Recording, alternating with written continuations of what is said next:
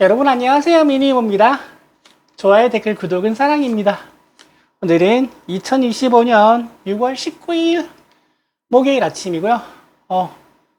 죄송합니다. 제가 어제 휴방을 해가지고 그래서 지금 어제 준비했던 내용을 이제 하루 미뤄서 오늘 할 건데 만약에 어제랑 그제 기사를 좀 많이 살펴보신 분이시면 제가 지금 하는 내용이 조금 지난 내용이 될 수가 있습니다.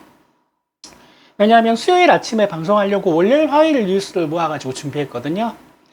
사실 오늘 만약에 제가 정상적으로 방송을 한다면 G7에 대해서 이야기를 참 많이 해야 될 건데 그 이야기는 없습니다.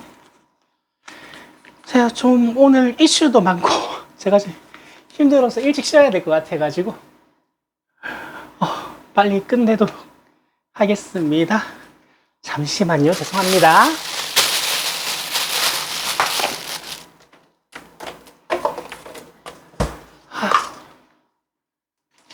또 이게 미니모 TV는 음주 방송을 지향하기 때문에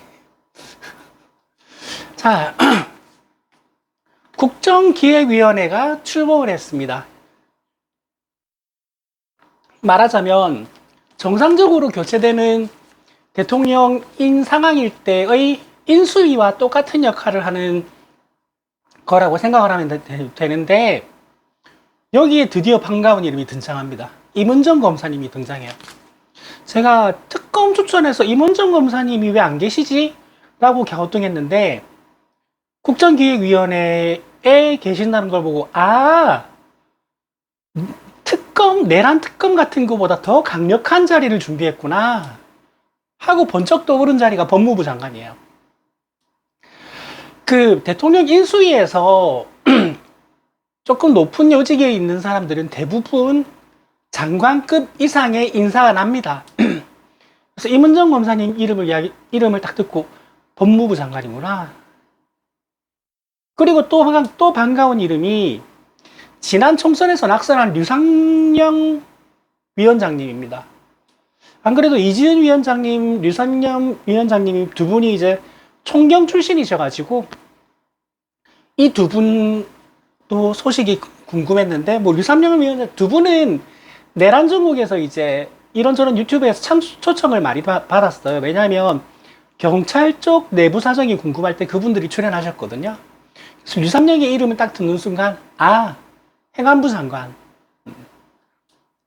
그리고 여담이지만 그 사장남 전동의 오창석 님도 거기에 계신다고 합니다. 여튼 이렇게 국정기획위원회가 꾸려져 가지고 시작이 됐다고 하니까 어서 서둘러서 이제 거의 모든 내각 인선이 완료돼 가지고 일을 잘 하셨으면 좋겠습니다. 두 번째 소식은 대선 공약 중에 하나가 서울대 10개 만들기 프로젝트가 있었거든요. 저는 그걸 듣고 떠오른 생각이 두 가지였어요. 첫 번째는 저게 된다고? 였고요. 그러고 나서 다시 든 생각이 맞다. 내가 방송에서 항상 말하지. 저분 공약 이행률이 95%인 분이야. 이건 하겠구나. 자, 근데 일단 여러 가지 방법이 투입될 예정이지만 가장 우선시 되는 게 서울대 학생 한 명에게 투자되는 총 세금이 6천만 원이 넘는다고요. 근데 지방국립대는 2천만 원 정도라고 합니다. 나쁜 놈 새끼들. 일단 이걸 느리고 규모 느리고 환경 좋게 해가지고 서울대라는 이름의 브랜드가 있으니 모든 그런 학교들의 이름을 서울대로 바꿀 수도 있고 아니면 한국대라는 제2의 이름을 찾을 수도 있고 여튼 여러 방안이 고민되고 있지만 여튼 이름은 다 똑같을 거라고 합니다. 그래서 이걸 생각해 보면 여러분 뭐가 있냐면요. 국가 예산과 세금이라는 거는 어떤 대통령이 어떤 정책의 방향성을 가지고 어떻게 추진하느냐에 따라 완전히 달라집니다. 가장 단적인 예를 들면요. 이명박 때 4대강 사업한 거 있죠. 제일 처음에 한반도 대운하 뚫는다 그랬다가 하도 반발이 심해가지고 4대강 사업으로 바꾼데 그것도 하도 심하게 반대를 했는데 끝까지 밀어붙였어요. 거기에 들어간 예산의 절반이면요. 그 예산을 안 쓰고 그 예산의 절반만 쓰면요. 어떤 게 가능한지 아십니까? 대학생 무상교육이 가능해집니다. 대학 학비 공짜가 가능해진다고요. 그러니까 그 예산이 어디서 나오냐, 그 예산을 뭐 또 세금 더 거둘 거냐, 이런 이야기는 아예 그냥 논의 자체가 필요가 없는 겁니다. 아시겠죠?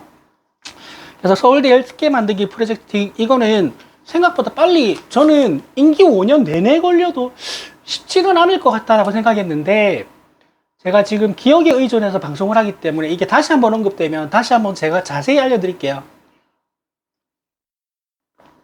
왜냐하면 대학 입시가 제 전문 분야이기도 하기 때문에, 제 찐 전문 분야이기 때문에, 말씀드렸지만 저는 사교육 시장에서 입시를 22년 반을 했던 사람입니다. 그것도 대학 입시, 그냥 일반 대학 입시만 한 게 아니고요. 과학고 입시, 영재학교 입시, 그 다음에 과학고 학생과 영재학교 학생들의 대학 입시, 의대 입시, 일반대 입시, 그리고 그 입시도 수시 전형, 정시 전형, 논술 전형, 전부 다 저는 수업 강의를 다 했던 사람입니다. 그래서 이 부분은 좀 더 구체화된 기사가 나오면 제가 다시 전해드리도록 하겠습니다. 자, 그리고 세 번째 전해드릴 소식은, 이건 좀 웃긴 건데, 자, 윤석열이 재판받으러 가는 게 또 이제 언론에 잡혔는데, 재판받고 나오는 길에 기자가 윤석열한테 달라붙어가지고 계속 질문을 했거든요. 그거, 저는 솔직히 그거 괴롭히는 거라고 생각해요. 그리고 저는 그거 잘하는 거라고 생각합니다. 왜냐하면 백날 물어봐도 대답 안 할 거 뻔해요. 아무 대답도 안 할 거예요. 아무리 물어봐도 아무 대답도 안 할 건데, 그저께였나? 드디어 입을 뗐습니다. 기자한테. 뭐라 그랬냐면, 거기 뭐 윤석열 대통령 그 소리 지르는 사람들 몇십 명 있거든요. 그게 보는 게 그렇게 좋나 봐요. 기자한테. 저 사람들 좀 볼 수 있게 여기 가리지 말고 좀 비켜서라고 그 말을 합니다. 미친. 나 진짜 그 이름을 밝히지 않은 정신건강의학과 권위 있는 의사가 윤석열도 지금 정신적으로 무너져 있고 문제가 있다. 치료해야 된다. 김건희는 더하다. 라는 의견을 낸 의사가 몇 명 있대요. 100% 공감합니다. 제정신은 아니에요. 절대로. 자, 그리고 미국 시위, 미국에서 지금 K 디모크라시를 수입했습니다. 그러니까 한국 민주주의의 복원력. G7 제가 다른 건 못 전해드리고 이 말씀은 드릴게요. 그때 세계 각국의 정상들이 가장 많이 한국에 대해서 언급한 말이 한국의 민주주의 복원력이 놀랍다. 이 말을 했어요. 자, 이 말은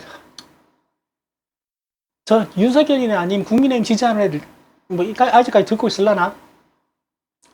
민주주의의 복원력이 놀랍다는 것은 민주주의가 이제야 복원이 됐다는 겁니다. 그러니까 전 세계가 다 쳐다봐도 아무리 그 어떤 나라가 쳐다봐도 윤석열이 대한민국의 민주주의를 무너뜨렸어요. 그 무너뜨린 민주주의를 빛의 혁명 세력과 그 다음에 국민의힘 개혁신당을 제외한 모든 당의 국회의원, 정치인들, 그리고 당선된 대통령 이재명이 복원시켜서 이제 민주주의로 돌아온 겁니다. 보수는요, 자유민주주의를 수호하는 게 제1기치여야 됩니다. 근데 민주주의를 무너뜨린 집단, 내란 집단을 감싸고 노는 거 보면 참 수준 참 진짜. 아니, 머릿속에 뇌는 살아 숨 쉬는 기능 이외에 아무 기능도 안 하는 거야? 한 시간, 남 이야기 할 때가 아니고, 우리 엄마도 그러는데. 아휴, 답답합니다. 그래서 이 미국 시위에 지금 뭐가 등장했냐면요. 대한민국에서 부적을 보냈습니다. 어떤 부적이냐? 우리 빛의 혁명에서 한글 피켓을 보냈습니다. 혹은 그걸 들고 간 사람이 있습니다. 야, 이거 우리 이거 들고 나가서 성공시켰어. 너네 이거 부적이라고 생각하고 이거 들고 시위 나가 해서 윤석열 탄핵 피켓이 거기 있습니다. 김건희 구속도 있을 겁니다, 아마. 여튼 전 세계 모든 국가는 2024년 21세기에 친위 쿠데타가 일어난 상황에 대해서 너무 놀라서 그때부터 한국을 실시간으로 보고 있습니다. 이번 G7 다음에 몰아서 해야 되는데 일본의 이시바 총리도 이재명 대통령과 독대에서 일본 언론에 너무 자주 나와가지고 처음 만나는 것 같지 않다라고 말을 이어나갔어요. 그만큼 전 세계가 저 친위 쿠데타가 일어난 저 나라의 저 무너진 민주주의가 도대체 어떻게 되는 거지? 하고 지켜보고 있었는데 그 민주주의를 복원하는 과정이 너무나도 평화스러워서 전 세계가 경악했습니다. 그리고 미국은 대한민국을 부러워하고 있습니다. 그리고 대한민국의 모델로 우리도 가야 된다.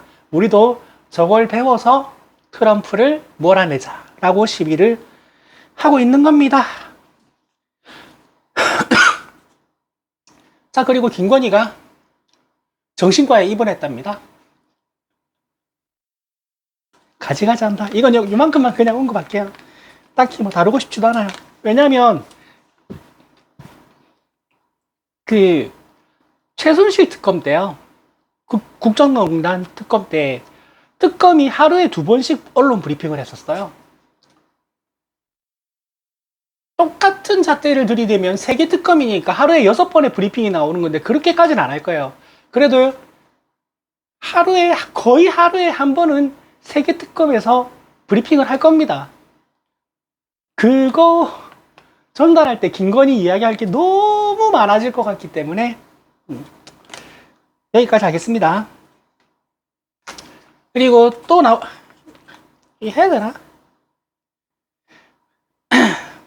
하지 말자.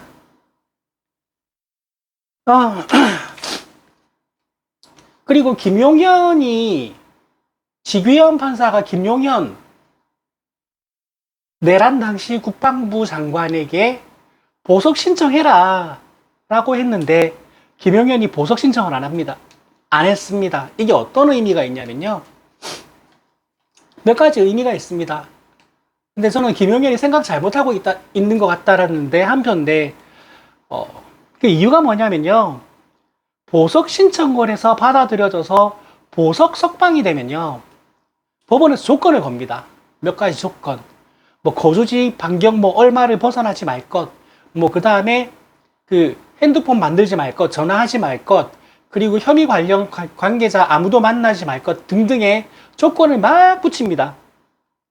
그게 싫다 이거죠. 또 하나의 의미는 이번 달 27일이면 6개월 구속 만료가 되는데 그러면 27일 이전에 검찰에서 구속 연장을 하면 됩니다. 다른 혐의를 걸어가지고.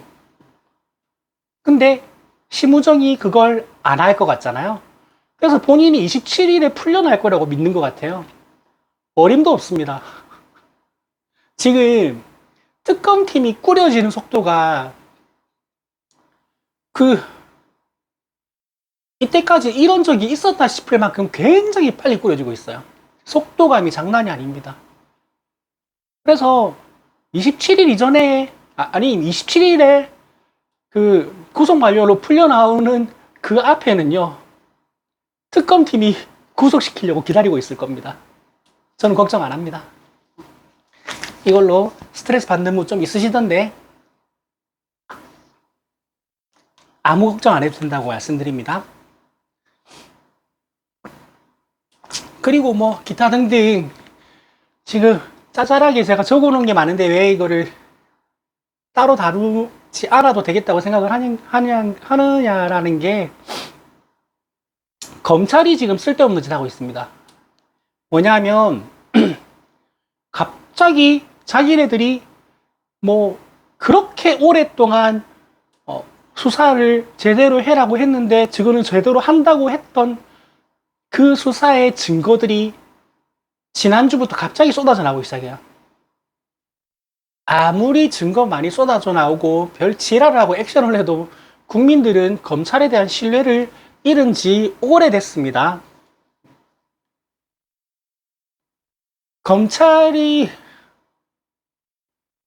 지금 검찰이 김건희 증거 나온 걸 가지고 소환을 했는데 불응하고 있거든요.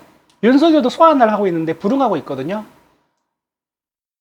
지금 당장 끌고 가가지고 검찰하고 경찰들 끌고 가가지고 윤석열하고 김건희 즉 긴급 체포해가지고 구속시켜도 너네는 신뢰를 잃었어요. 심우정이 보호하려고 체포했겠지라는 소리 들을 겁니다.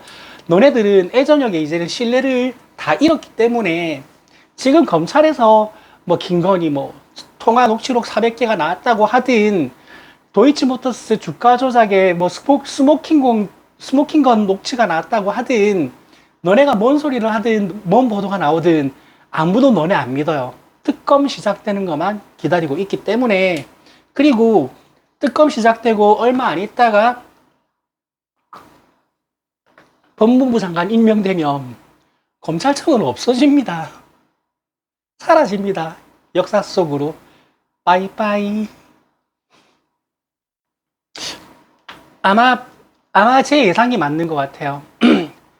그러니까 국민 추천제로 추천을 받은 내각도 임명하지만 대통령의 의지가 담겨있는 내각도 당연히 있어요. 100% 다 국민 추천제로 내각을 구성할 수는 없잖아요. 그래서 제가 생각하는 그러니까 제가 몇 번 말씀드렸는데, 자리가 눈에 뻔히 보이는 사람이 몇 분 계시고, 그리고 어디로 갈지 궁금한 분이 몇 분 계시고, 그리고 누가 올지 궁금한 자리가 몇 개 있다고 말씀드렸는데, 제가 어디로 갈지 알 것 같다고 생각한 분은 두 분이 계세요. 정은경, 코로나 때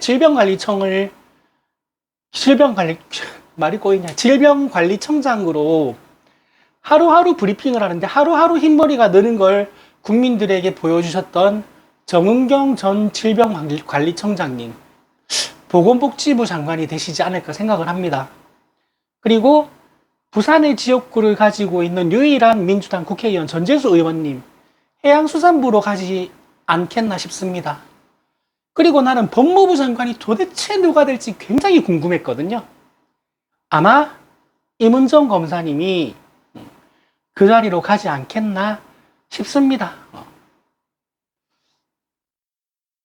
그리고 제가 도대체 어느 자리로 가실지 제일 궁금한 분이, 이거 국정기획위원회에도 들어가셨나?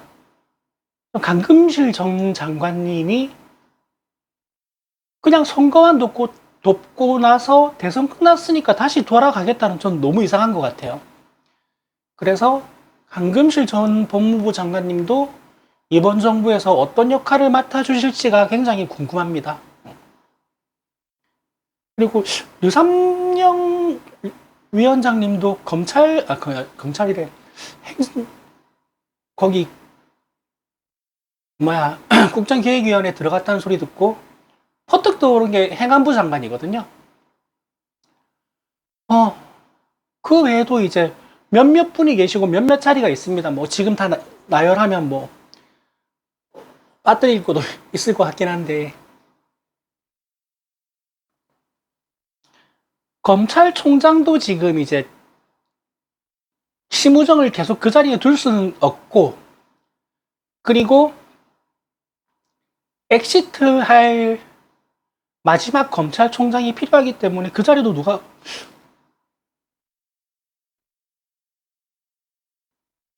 국정계획이 끝내고 검찰총장으로 가실라나? 이문정 검사님이? 잘 모르겠습니다. 검찰총장이 될 수도 있고 법무부 장관이 될 수도 있겠는데 법무부 장관 되시면 대박일 것 같은데. 여튼 그렇습니다. 김건희 관련 짜질구리한 뭐 이런 거는 안 해도 될 것 같고요. 대충 전해드릴 정보는 다 전해드린 것 같습니다.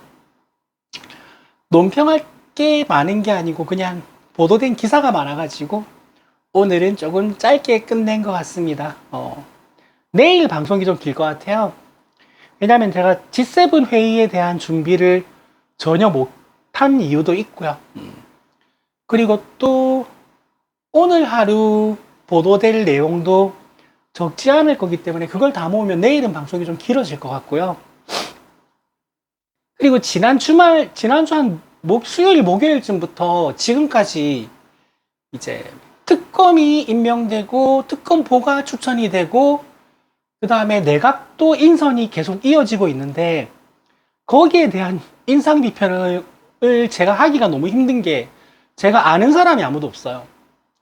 아는 사람이 아무도 없기 때문에 결국은 다른 유튜브 채널에서 다른 사람이 그 사람에 대해서 이런 사람이다라는 걸 듣고 전해드리는 거 말고는 제가 할 수 있는 인상 비평이 없어가지고 지금 딱히 인선에 대해서 제가 요즘 한동안 안 다루고 있거든요. 앞으로도 계속 그럴 것 같은데 이제 장관이 지명되면 이제 청문회 받기 전에 장관이 지명되면 그때는 제가 이제 그분들에 대해서 말씀을 드릴 수 있을 것 같고요. 김민석 국무총리 지명자에 대한 청문회는 다음 주 화요일, 수요일 이틀간으로 잡혔고요. 국민의힘은 사실관계 확인조차 안 한 주제를 가지고 공세를 이어나가겠다고 예고를 하고 있습니다. 주진우가 거기 앉아 있으니 참 뭐 수준 알만하죠.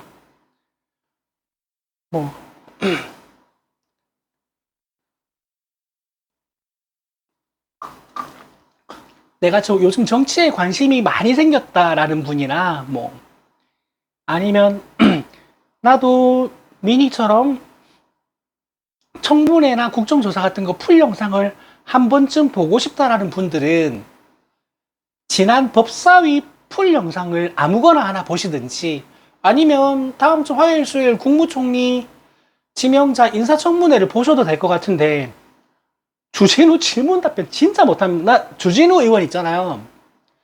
제 개인적인 의견으로 주진우 의원 보좌관실 직원들 싹 다 잘라야 됩니다. 아니, 국회의원이 국민들 앞에서 청문회에서 질문을 하는데 그 질문들이 상당수가 사실관계가 틀렸어요. 사실관계가 틀린 일반적인 주장으로 상대방을 비방해요. 그 질문을 본인이 준비했는데 보좌진이 냅뒀다면 잘라야 되고 보좌진이 조사해서 그 질문 하라고 갖다 줬으면 그래도 잘라야 돼요. 이렇든 저렇든 잘라야 됩니다. 그 정도로 못해요. 몇 번 말씀드렸지만 그 정도로 못하는데도 왜 그쪽에서는 잘한다고 알고 있는가? 걔네들은 쇼츠 보는 겁니다. 쇼츠. 그 사실관계 잘못된 그 질문 답변의 쇼츠를 보고 있는 겁니다. 그러니까 잘한다고 착각하는 거겠지 뭐. 아이고, 여튼 딱히 전해드릴 정보는 이제 다 전해드린 것 같고요. 오늘은 여기까지 하겠습니다. 목요일이니까 한 주가 이제 평일이 이틀 남았네요. 평일 일하시고 주말 쉬시는 분들은 목요일이 뭐라 그러더라? 주말 가시권이라 그러던가? 그런 말씀들을 하시던데 주말 가시권 하루 잘 보내시고요. 저는 내일 아침에 다시 방송에서 뵙도록 하겠습니다. 좋아요, 댓글, 구독은 사랑입니다. 여러분 안녕.